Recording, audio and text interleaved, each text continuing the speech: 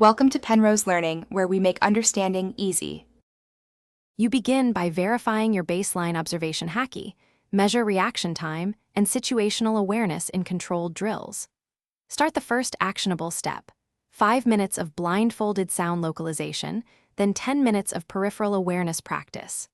Once done, alternate close-range focus with distant environmental scanning to wake multiple sensory pathways.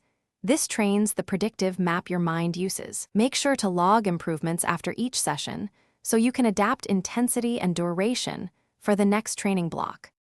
You now intensify training by adding unpredictability. Spar with partners who vary speed, rhythm, and attack angles to force anticipatory adjustments. Then refine by combining low-light environments and muffled audio tasks so your brain weights subtler cues more heavily.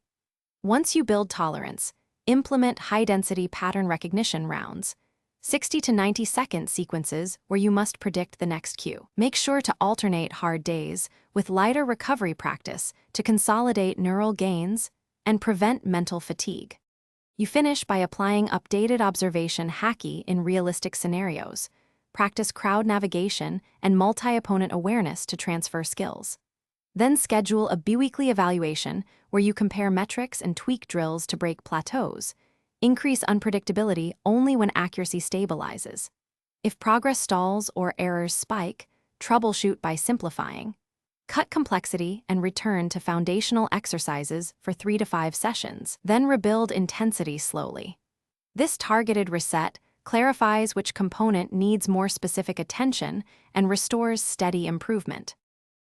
Thanks for watching. If this was helpful, leave a like and consider subscribing. See you next time.